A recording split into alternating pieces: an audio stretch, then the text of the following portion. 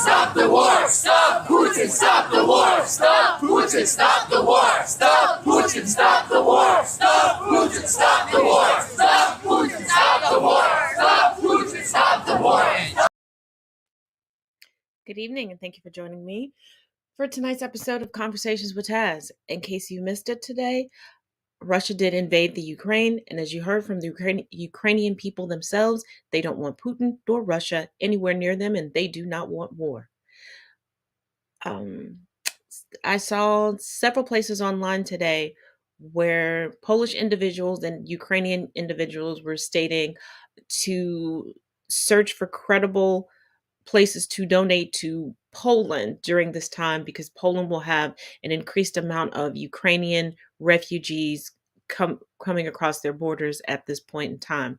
Additionally, it was also recommended to contact, whether by letter, phone call, email, tweet at them, your government officials, to let them know that you are not on board with this and that we should intervene, or at least take steps to ensure that the civilians and the citizens of the Ukraine are taken care of and protected.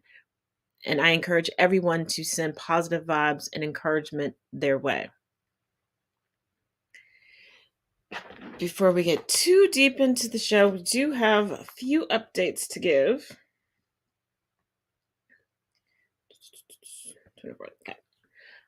Regarding the federal case in connection with the death of George Floyd, the verdict was announced around 4:48 p.m. Eastern Standard Time, and this federal civil rights case involves Title 18 U.S. Code 242, the deprivation of rights under color of law. This involved former officers Tao, Kung, and Lane. They were found guilty on all counts. All counts. And I know that certain jurists and commentators and broadcasters are like, oh, this is such a great thing for old people. Everybody goes through something. No, this is a small victory for Black people, Black and brown people, because it's not white people being hunted by the police. It's not white people who are consistently being disrespected and their lives treated worse than those of animals. So miss me with the, oh, this is a major step for all mankind. No. Because let a white man or a white woman be gunned down by police, they're going to get justice.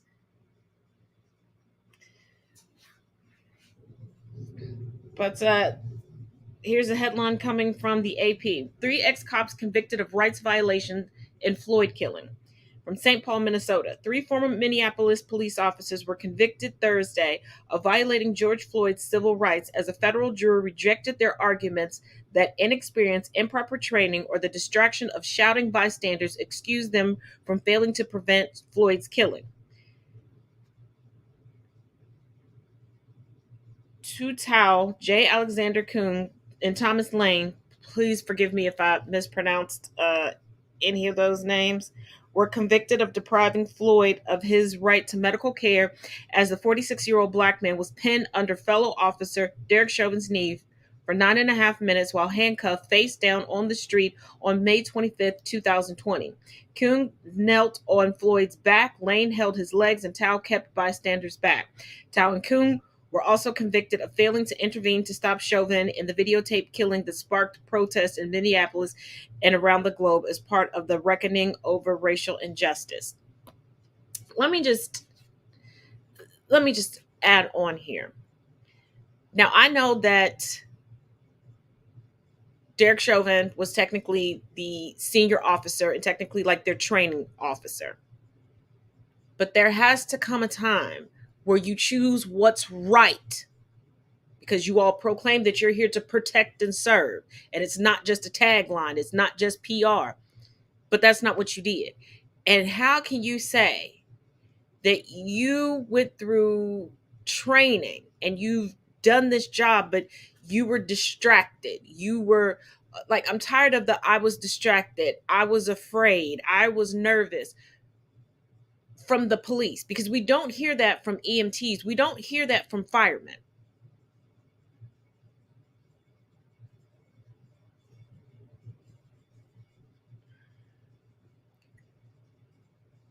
it's like, then that's not the career for you.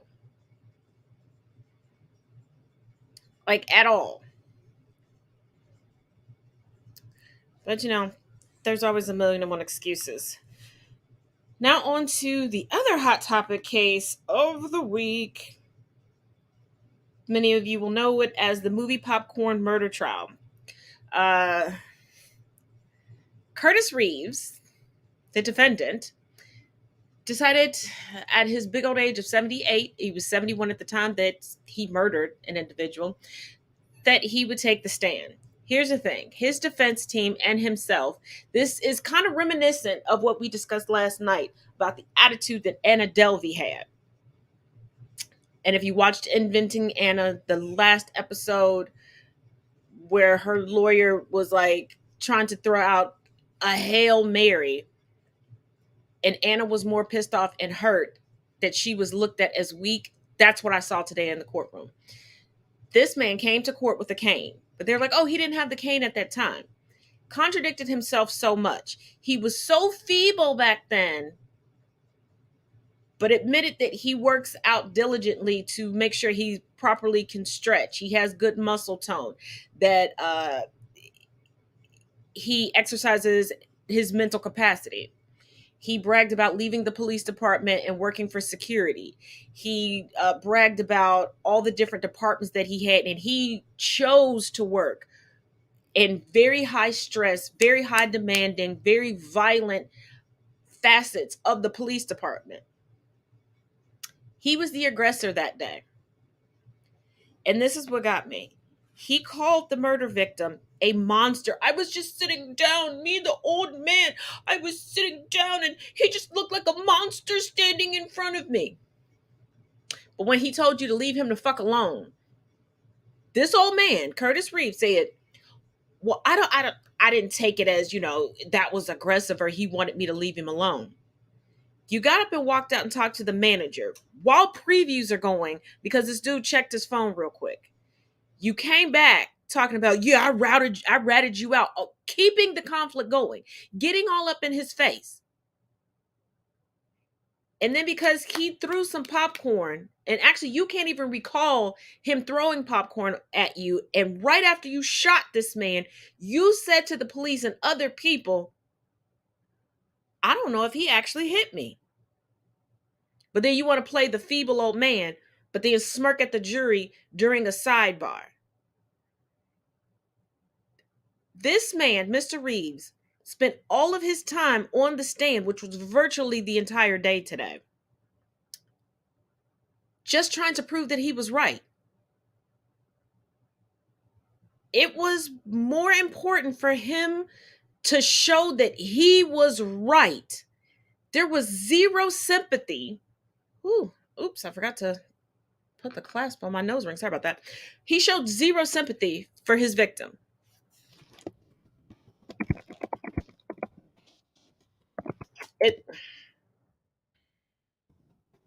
And once again, a former police officer.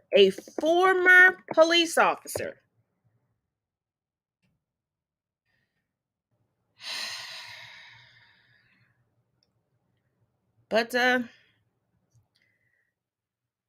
let's get into the rest of the clips that have been sent. Let's go. Peter Bernardo Spencer, age 29, was found unalive in the front lawn of a cabin in rural Pennsylvania after being invited by his co-worker of a certain demographic on a trip. There were others present at the cabin, 2 men and a woman, all of a certain demographic. Peter was the only black man there. His co-worker claims he unalived Peter, but it was in self-defense. That's odd because Peter had 9 bullet wounds and 4 shots were reportedly in his back. Police reportedly found multiple firearms and controlled substances at the cabin. And for those who may say, oh, well, there were substances involved, so that explains a lot. How come the only black person there was the only one found harmed? The 4 suspects involved were detained and questioned, but have since been released. This happened last year in December, by the way. Peter leaves behind his pregnant fiancée, Carmela King, as well as others. This time in American history reminds me of the past, except many feel we're in a different era after Martin's I Have a Dream speech, the election of President Obama, Kamala Harris's vice presidency, and so on. No. The more things change, the more they stay the same. And the sooner we all recognize this, especially black people, the better. How many more of these cases need to happen for you to understand what's at play here? Miller. We're currently dealing with Lauren Smith Field's case. Michaela Miller was found unalive after a fight with her girlfriend of a certain demographic in a town mostly of a certain demographic last year. Gloria Bombo was found unalive in the garage of her roommate of a certain demographic in 2020. Tamla Horsford, 2018, unalive. Jelani Day, found unalive last year in Peru, Illinois, a sundown town. All of these cases involving certain faces, and y'all steady trying to get rid of critical race theory in schools. Okay.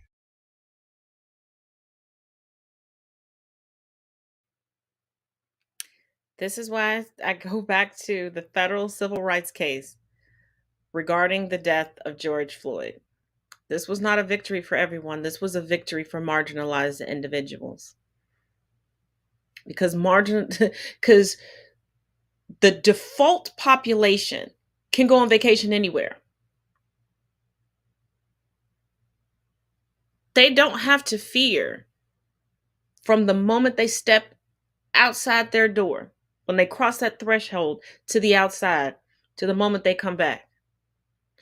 They don't have to send daily pictures of what they have on and where they're going to friends and family. They don't have to keep certain things on their person because they know they're going to be stopped and asked for it. They can sit back and relax and enjoy the vacation. They don't have to, as my daddy says, keep their head on a swivel.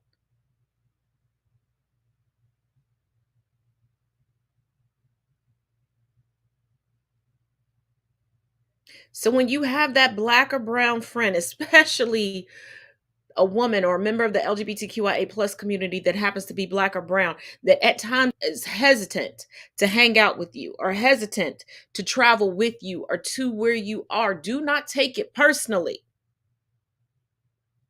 We don't always make it back. But let's go from here to, we've got 2 clips back to back.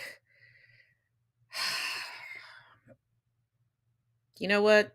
I know that it's 2022, but I swear the next 2 clips, from what I took a peek at earlier when they were sent to me, you're going to think that we time traveled back to Jim Crow.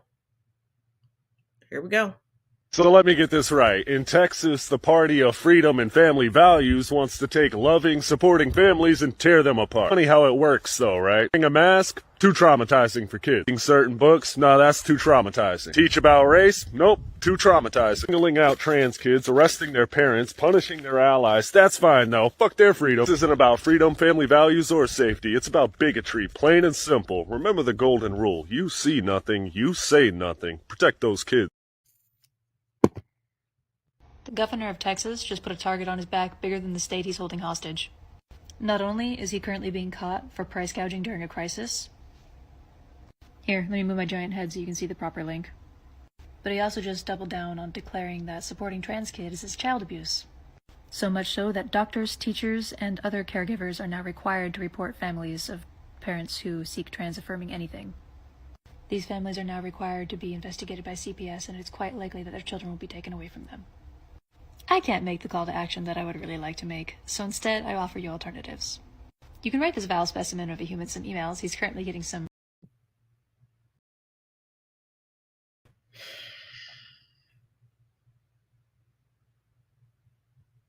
You can't make this up.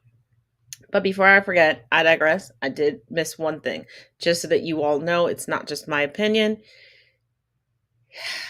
Here's a recap and commentary from the movie Popcorn case before we continue to go down this rabbit hole.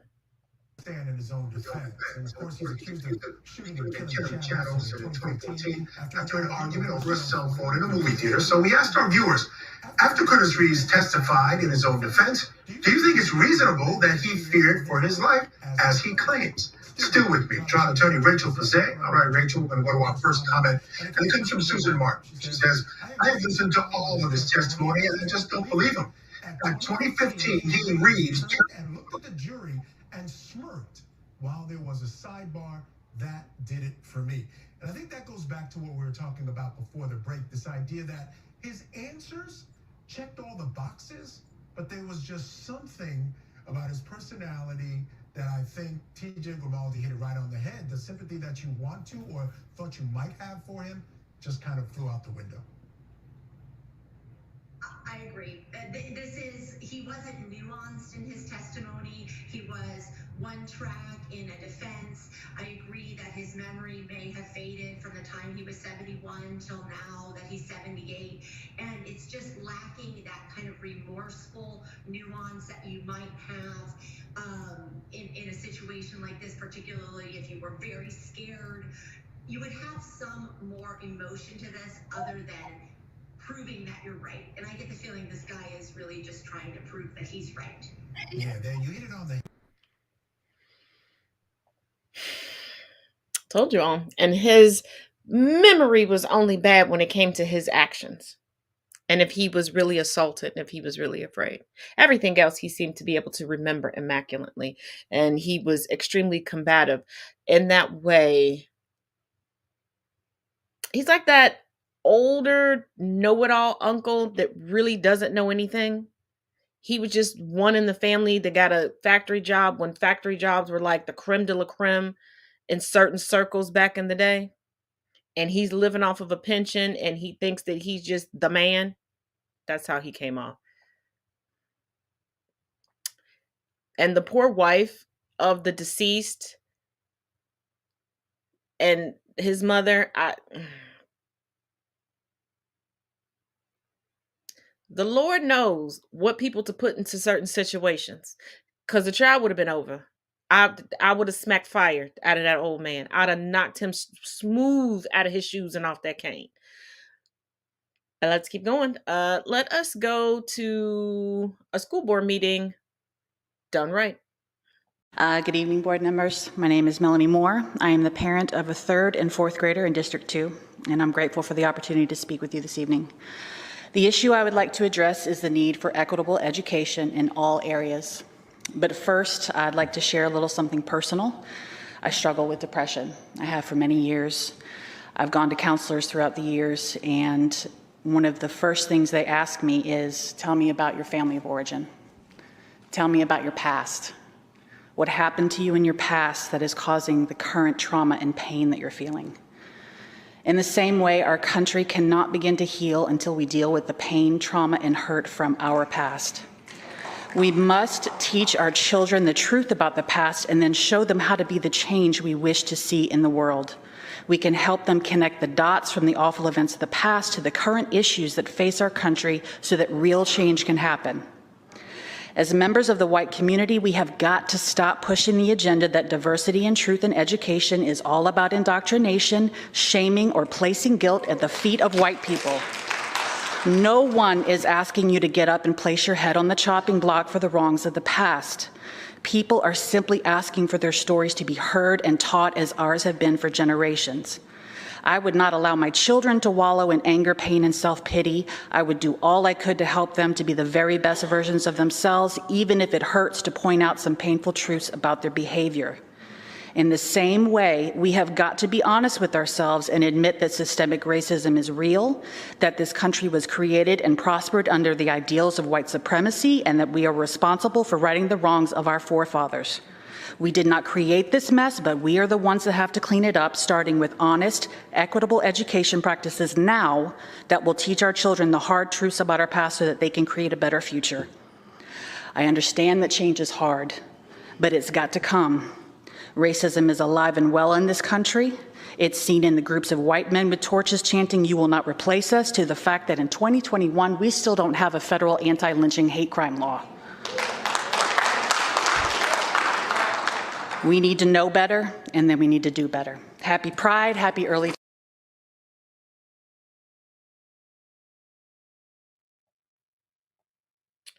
She's not wrong. That is how you are a proper accomplice, partner, ally, however you categorize, and that is how you do a school board meeting correctly. I'm not going to say just as parents. Society as a whole should want each generation that comes after them, that is born of them, that is a part of their legacy, to be better and do better. Too many people are concerned about oh, well, women don't want to have as many babies as before. What are we going to do with the workforce? How good of a workforce are we going to have if we have Karens and Richards pushing people out of the service industry? And can you all stop demeaning people for the jobs that they have? Because we need every cog in this machine to work and work smoothly for all of us to survive. We need every job that we have right now, except for whatever it is that Trump does. But how well of a workforce are we going to have when people don't want to serve people because of their gender identity, because of their sexual orientation, because of their race, religion, or creed? Because if you keep perpetuating the infantilized, completely whitewashed Daughters of the Confederacy history, where's that going to lead us? Because look where we are now. So you have people who knowingly know that the history that they know is a lie, who taught it to their next generation, making them believe that it's the truth, who taught it to their next generation that it's so ingrained in they can't let it go. It's going to keep getting worse. Ignorance has never made anything better. I know the saying, ignorance is bliss.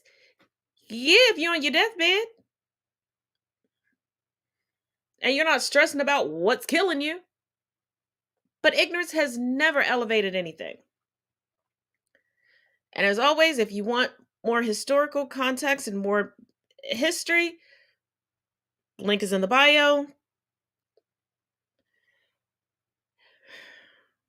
Let's keep on keeping on. There's a phenomenon that I like to call being the right black person at the right black time. Now, you may be thinking, Morgan, there is no right way to be black, and you would be correct. However, since the differentiation between house slave and field slave, white people in society have been able to determine what makes a good black person and what makes a bad black person, what black people should and should not do. And that phenomenon has shown itself in various cases across history. Take Claudette Colvin's case for an example. In 1955, she refused to give up her seat on a Montgomery bus to a white person. However, at the time, she was 15. She is a dark-skinned girl. She was also pregnant and not married. The NAACP did not want Claudette to be the face of the Montgomery bus boycott because she could not appeal to white America. White America would not understand her story, therefore they would not understand black people's fight for civil rights. 9 months later, Rosa Parks does the exact same thing.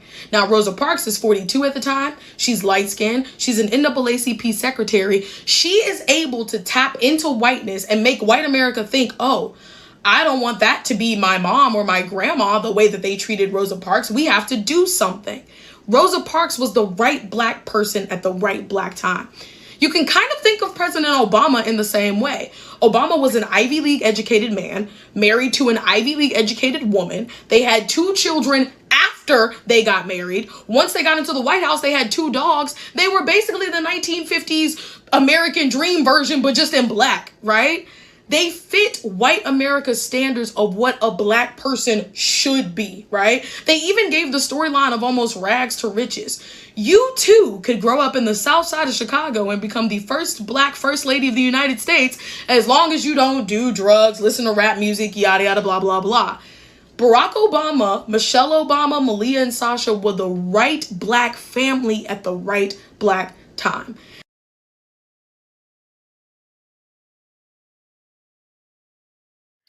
And let me just add this. I completely agree with what the young lady had to say. But let me say this, and this is no disrespect to the memory or the legacy of Rosa Parks. And I know a lot of people within and without the Black community hold her in high regard, as you should. But it was not the Montgomery bus boycott that brought about change in Montgomery, Alabama. Ironically enough, the person that we collectively put as below a footnote in Black history, because we have all these monuments, all these museums dedicated to Rosa Parks, and we give a corner to Claudette Colvin and Madam Colvin, my sincerest apologies to you. And I've rectified that because you are a major part in my upcoming book. It was the Supreme Court case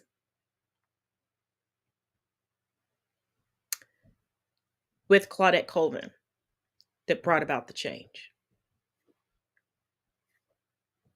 Let me repeat that for you. It was the Supreme Court case with Claudette Colvin and but yeah, she did not give up the fight. She did not sit down quietly. She also didn't let anybody else lead. She had aspirations to become a jurist one day. So, put some respect on her name. Let's go to the next one. Did you know that you can often tell if someone is harboring some type of hidden racism? Here's the thing. Some white people in American history were slave owners, and other white people, like John Brown, were abolitionists. They fought to end slavery. So here's the tell.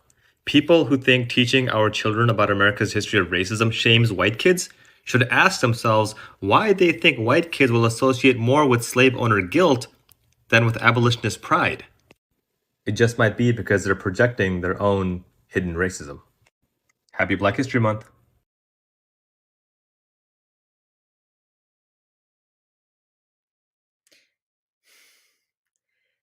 And keep that in mind when you see people fighting for their lives in comment sections and not wanting to listen to marginalized individuals and trying to center themselves in the conversation. And all of a sudden they are a victim, but they claim that they support Black Lives Matter and they have family that's Black and friends that's Black and yada, yada, yada, yada, yada, yada. And they also try to deny white privilege, and they act like critical race theory is just an attack on their way of life. They're trying to protect their children from seeing their guilt and seeing their faces show up in their history books. Because I can't speak for everyone, but I do know in my Black ass household, we were encouraged to study our history independently and collectively. And especially as the internet started to grow, we were encouraged to use online references, because instead of having to wait for my mom to see if there's an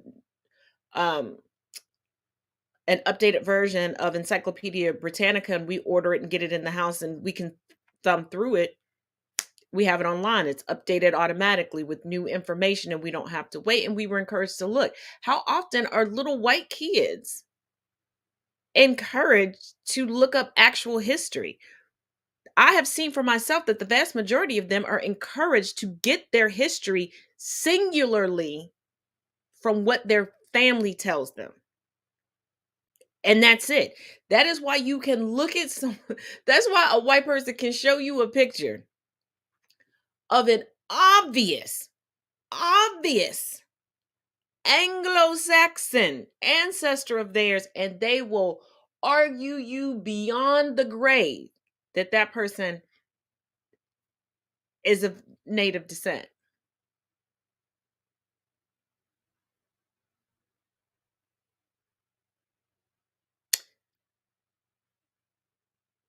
And you just sit there like, okay, they're of native descent, but y'all know no native person, and they're the one sibling out of these 16 that great grandma had that's of native descent.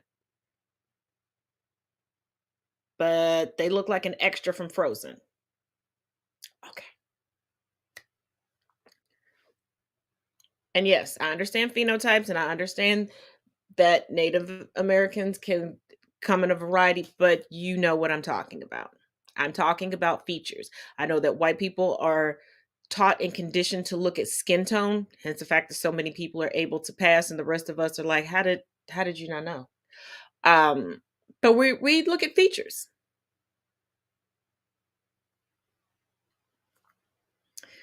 Let's keep this ship rolling. Began to move to Rosedale too. The whites saw their coming as a threat, the forerunner of more blacks bringing crime, blight, and poor services they had witnessed in other neighborhoods in the city. and the peace of Rosedale was shattered. In 1971, a score of men and teenage boys using axes and picks nearly destroyed a house reportedly bought by a black man married to a white woman.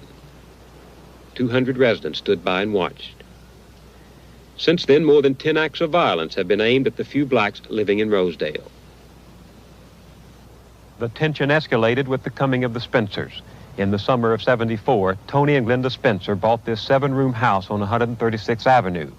They came to New York from the West Indies after living in London.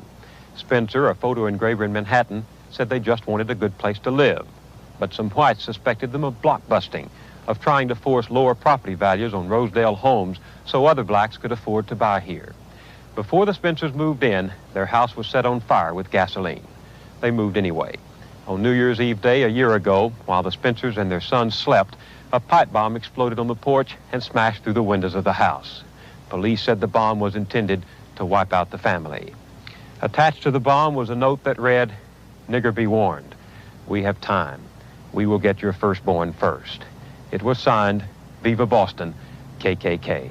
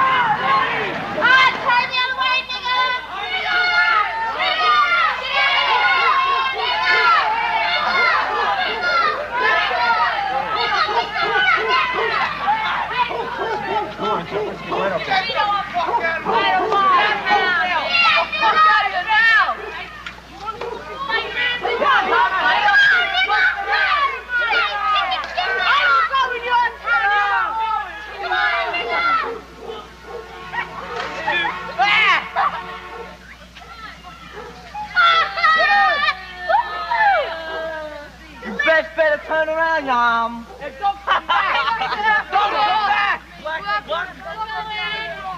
back. It is the Negro you wanted when you have.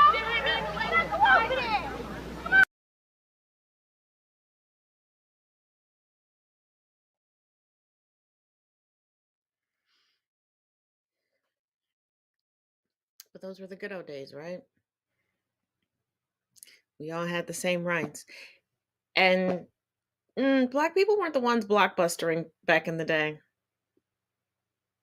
Just to be clear. But we always get accused of what happens to us. Let's keep it moving. If you ask me, Joe Biden saying he's going to pick a black woman for the Supreme Court is really racist. That's interesting. Why do you say that? Well, not picking someone for a position they're qualified for based just on the color of their skin is the definition of racism. So you think that the color of a person's skin doesn't affect their ability to be a Supreme Court justice, correct? Of course, that's what I'm saying. Okay, so if everyone is born with an equal opportunity to be a Supreme Court justice, and over 7% of the US population is black women, and there have been over 100 Supreme Court justices, then how come none of them have been Supreme Court justices? Well, you can't just count all of US history. They didn't have the same rights as us for most of it. Interesting. Well, even since the Civil Rights Act, when they got the same rights as us, there have been 20 justices selected since then. Don't you think it's a statistically odd that none of them were black women?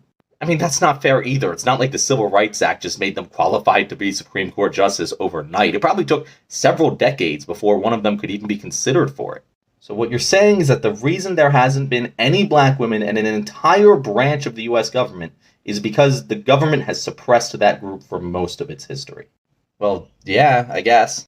And don't you think the government would have been less likely to oppress them if they had representation in that government? That seems like a fair thing to say. So if your goal was to keep the government from purposely or accidentally oppressing 7% of the entire population, putting black women in positions of power within that government would be beneficial for achieving that goal, all else being equal. Correct? I have to say that's correct. Exactly. Joe Biden isn't disallowing qualified candidates based on the color of their skin. There's a wide range of candidates, equally qualified, who each have their own advantages and disadvantages. What Joe Biden is doing is deciding to select a candidate with the advantage of having a perspective that has never been part of the Supreme Court before, to ensure that the highest court in the land is most representative of the American people as possible.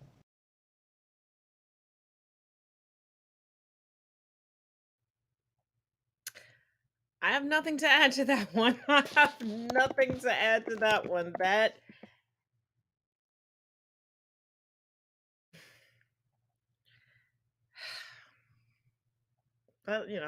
as always, nobody ever wants Black women to have anything. But they want to be us till it's time to be us. Quite the oxymoron. Let's keep this good thing going. Do you know that I work at a restaurant that was established in 1950? And a lot of things here are still original, like our bar stools and our once segregated bathrooms. Let me show you. So here's the original bar stools. When you come to our restroom area, you'll notice that towards the left there are two larger bathrooms. Today, they're actually our handicap accessible bathrooms, but that wasn't always the case. At one time, these were considered whites-only bathrooms, if you can't tell by just the size and the nicer tile alone. Turn around and you'll see two additional bathrooms. This one's out of order right now, so we'll look at this one. So at one point in South Florida, this was considered the coloreds-only bathroom. You can see by the size and the tile alone how society treated Black people and people of color as second-class citizens, even in places they chose to patron and spend their money in. Thank God that is no longer the case. The current owners believe that Black Lives Matter, and it's one of the most diverse places I've ever worked, and self-expression is very important. Let me also piggyback on this. I love the nugget of history. I love the fact that this place has new owners that embrace diversity. And I love to see people happy in their careers, in their jobs. I do. Don't let life live you, live life. But here's another nugget. Not only were the accommodations smaller, they were generally poorly put together. Even worse if they were on the inside, because a lot of times they would still make Black people use an outhouse, and they were rarely cleaned. 9 times out of 10, if there wasn't a Black employee, Black patrons would have to clean the bathrooms themselves. And a lot of times, you'll notice with older Black people, if you go to the bathroom before them, there always is it clean? Because they still have that mentality. They're expecting for it to be dirty. They're expecting to get below the bar.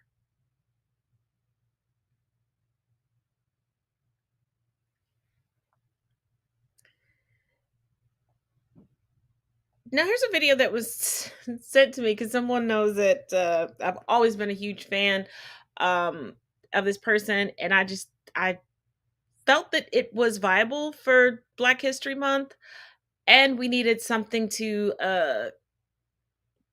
break up the theme of the other videos that were sent. So here we go. Being the first player to sign a contract to play with the WNBA, now in that moment, like it was real.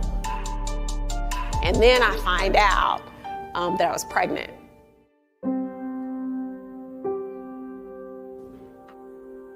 Six weeks after I had my son, went to the doctor. He was like, "You're good. You can go back to your normal exercises and things like that." But I was like, I want to play. I looked at the bigger picture and wanted to be able to show women just how tough and how strong we are. There were a couple of games that I would come out of the game before halftime and I would get in the locker room before everybody else was coming in so I could be a mom and breastfeed my child, and then I would give him back to his grandma. But, that's another aspect of what it means to be a professional female athlete that, a lot of people don't think about.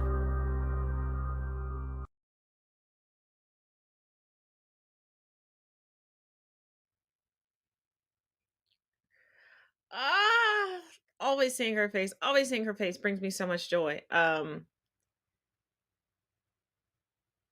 I don't think a lot of people, especially men, realize the excitement and the joy of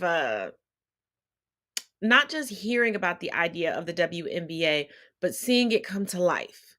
Um, Knowing that no longer female athletes were just cut off after college, because you work your ass off to be the best.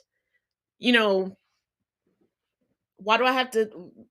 Why do I have to peak in college and go off into obscurity or hope that I can get a broadcaster position on a local channel?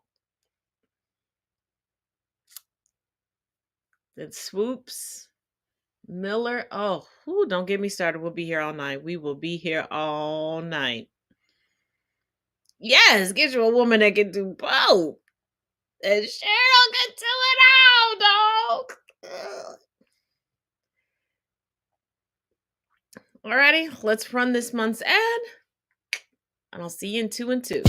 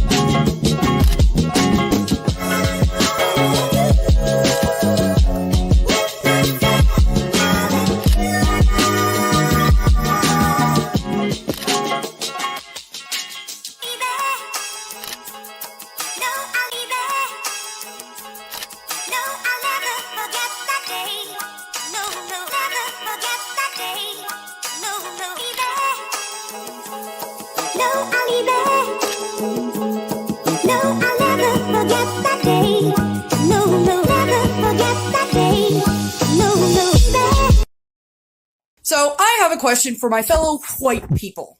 Your best friend's getting married. They say, hey, I'm having a destination wedding. You ask where it is. And they go, oh, Treblinka, Birkenau, Dachau, Auschwitz. Your best friend wants to spend the happiest day of their life at an extermination camp.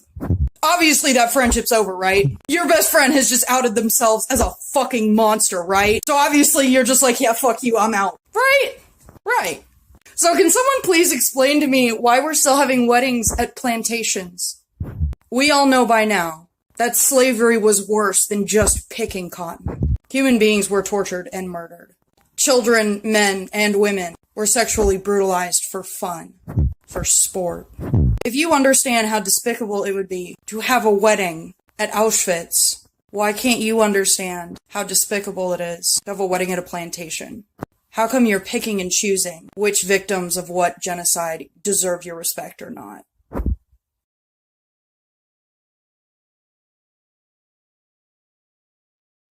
Well, ladies and gentlemen, that is an example of white on white crime right there. She's not wrong, and I've always wondered that. But you have to realize, so many people have had slavery in the Civil War and the Reconstruction era romanticized to them. This is why you hear people go, "The South will rise again." The South never rose,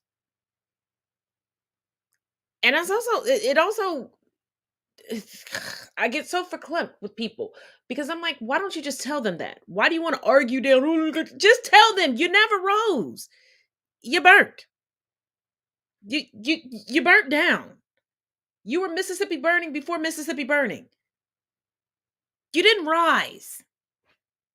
You were unleavened bread. You were a quiche that was baking with kids running in and out of the house. You sunk.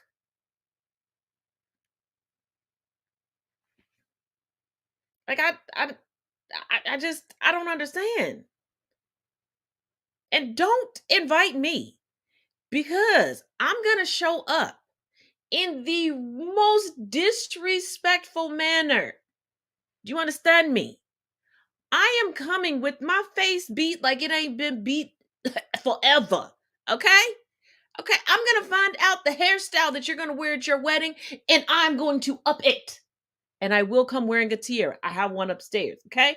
I am going to find the sexiest dress that I can in your wedding colors. And when I arrive, I am going to take your guest on a tour of those grounds, and I'm going to give them the actual history because, baby, I'm going to go down a rabbit hole that's going to take me straight through the earth's core and back out the bottom. Okay? That's what I'm going to do.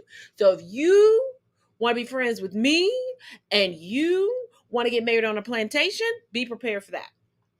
Be prepared for that. And if your ass is black and want to get married on a plantation, I'm going to buy said plantation and I'm going to start calling you Kunta because evidently that's the kink that you have and that's what you want to go to. You wanted to explain that, okay? So, a cousin of mine got married 2.5 years ago, and she did that. She had a wedding here in the States and one on the continent of Africa. Fortunately, I couldn't get all of the shots in time because I have to break up some of the shots because of my medical history. But yeah, I'm serious. Y'all get married on a plantation. You invite me. I'm giving you PTSD. I'm giving you PTSD. You ain't walking down the aisle. Trust me. Trust me. Mama and Papa, they gonna have a heart attack. They gonna die. This wedding is gonna turn into a funeral, okay? You gonna cry through all of your makeup and you gonna mess up your good white dress knowing that you should have been wearing tan or midnight blue. But I don't judge you, girl. We know how you got that ring, but don't do it. Ooh, Sudanese. Alrighty, I don't know what this one is, so let's try it. The impact that the Nazi Holocaust had on black Germans is a narrative that isn't often told and has widely been forgotten. Plus, the victims have never been given their proper due. During the era of Hitler's reign of terror, 10 to 25,000 Afro-Germans were slaughtered due to the color of their hue. One black survivor recounted that although Jews had to wear the Star of David, he couldn't have escaped the persecution if he tried, because the very presence of his black skin made it impossible for him to hide. And colonialism made it unrealistic for black folks to escape. Whether it was France or Britain, no one would take any Afro-Germans trying to flee. Black Germans were subjected to medical experiments like forced sterilizations and vasectomies. Black victims of the Nazi Holocaust have been disregarded in telling the history, and heaven is the location so many have already transitioned to. So not only do their stories need to be amplified, but they need to be listened to. Aber noch glimpflich davon, wir sind nicht der Alternative verfallen, sondern eben nicht heiraten dürfen. Nur, dass wir nicht heiraten dürfen, Menschen mit deutschen oder artverwandten Blutes.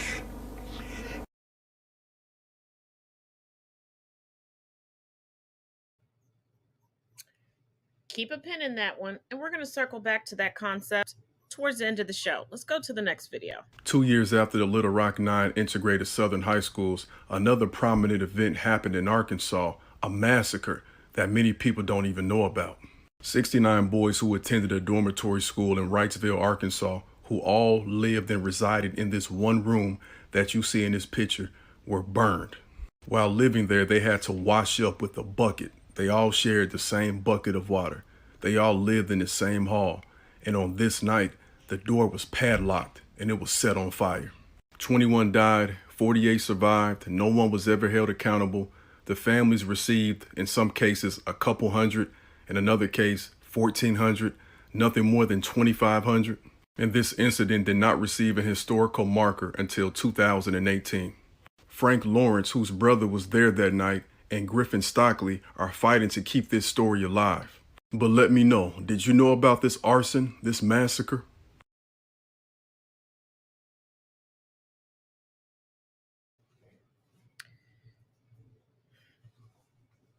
When you hear me countlessly speak on, and I tell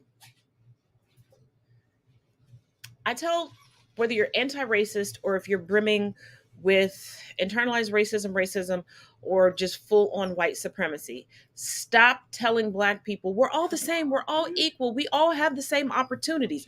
No, because every time we have tried to elevate ourselves, they have literally set us on fire, lynched us, turned us into strange fruit, riddled us with bullets, bombed us, all the way up to the 1980s.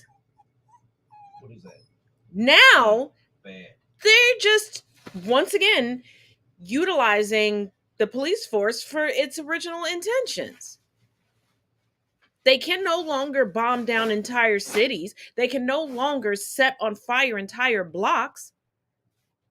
So they convince you that we're stupid and we don't want to be educated and we don't want to work and that our lives mean nothing and that all of us are criminals, to desensitize you to the fact that they are taking us out in droves.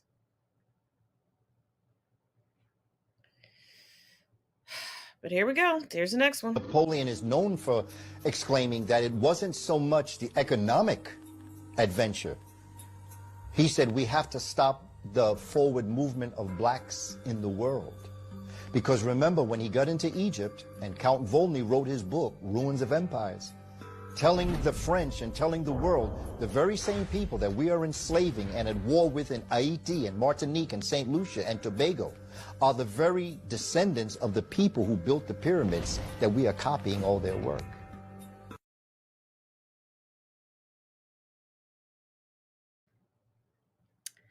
Once again, no lies detected. And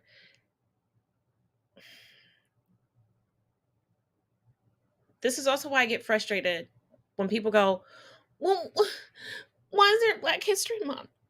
What about this history? And what about, first of all, there are heritage and history months for pretty much every month of the year. Just because Black people scream from the rafters when we can celebrate ourselves, our ancestors, our history, the history that we are currently making, because nobody else celebrates us. They just steal from us and trample on us. It is not our job to amplify everyone else. If you want everybody to know that May is Women's History Month, get together, let them know. Put together some logos, get some stuff out there, talk about it. But to study Black history is to study all history, because Black people are throughout everything and are intertwined with so many things. And because Black people have never been exclusionary, we can get along and have a kinship and be an ally instead of an axis. But let's roll through these last few. A few more things. Hillary was right about everything. That is now happening. She knew it was going to happen, and she said it would, and it's happening.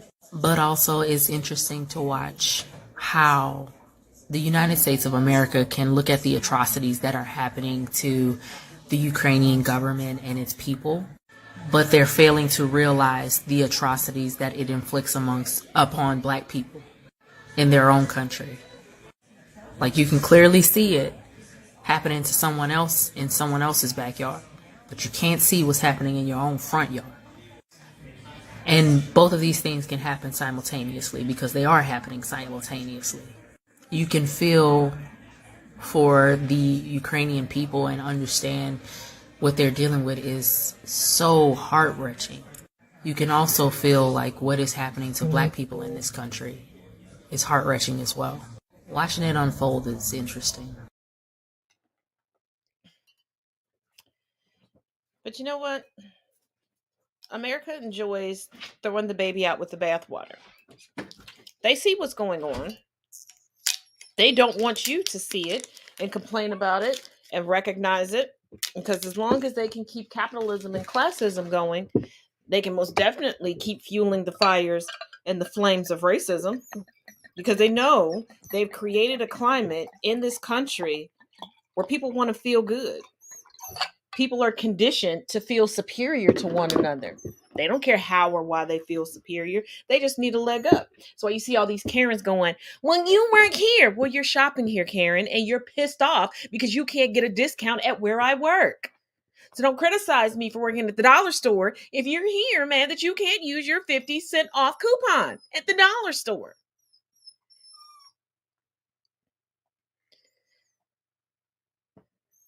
Okay. We have 2 more after this one.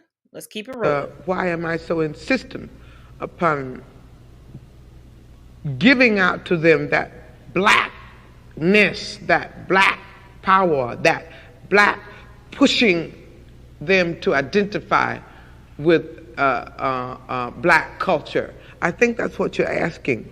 I have no choice over it. In the first place, to me, we are the most beautiful creatures in the whole world, black people. I mean that in every sense, outside and inside. And to me, we have a culture that is surpassed by no other civilization, but we don't know anything about it.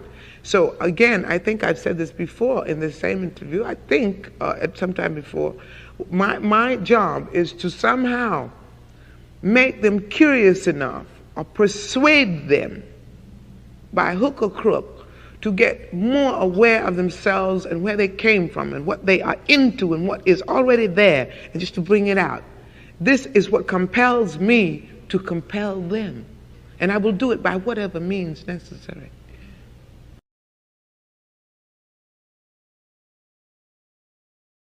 And for those of you that do not know, that is the wonderful, magnificent, and beautifully, majestically melanated Nina Simone.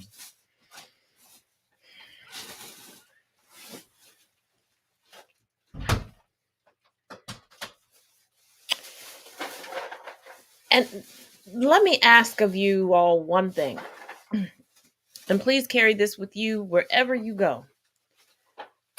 Stop asking Black people specifically, because I'm Black, so that's what I'm going to speak on. When are we going to stop? Why do we react this way? Why do we constantly have to speak on race? Because we can't, there's no zippers or buttons to this. No one else wants to give us our flowers. So we must give our flowers not only to ourselves, but to our sisters and brothers, and pay homage to our ancestors, because our ancestors had their graves robbed, had their bones ground up, put into coffee and eaten. We had ancestors that we have no burial grounds for because they were consumed. They were turned into furniture. Their teeth were used for dentures. Their hair was used to stuff pillows. And people still have them as heirlooms to this day. People have documentation of them buying and selling the bodies of our ancestors as if they were cattle, as if they were livestock, and they still hold on to them as heirlooms to this day. There's one video I'm going to save for tomorrow because it's very powerful and impactful, and I really want it to hit home, and I'm going to open the show up tomorrow with it. But there is a video I want to show you today. Trigger warning, this individual has been problematic before I was kicked off TikTok, and I thought he was gone, but I was made aware that he is back and he is on this platform as well. Don't know how he has more subscribers than me, and he's a bumbling idiot, but I'm going to play this clip and then I'm going to address him and then bid you adieu. But let's get it. But they expect us to be worried about everybody else except for us. Y'all ain't worried about nobody else. Asians ain't worried about nobody else. Middle Eastern people ain't worried about nobody else. Africans ain't worried about nobody else. Oh, but when it comes to Negroes, we gotta love and care about everybody. Fuck out of here. And none of them races of people that you just named went through anything near what we went through. Holocaust is laughable in comparison to slavery. I just felt like I would say that because I feel like you're running your mouth too much in my comment section. Now remember the video I told you all to stick a pin in, that we would come back to it. There were Black people that also endured atrocities during the Holocaust. And no, I'm not playing the oppression Olympics whatsoever. I'm just pointing that out. No amount of trauma, no amount of oppression, no amount of racism is laughable. This is not the oppression Olympics. We can acknowledge each other's trauma, each other's history, and the overlap of our trauma and histories.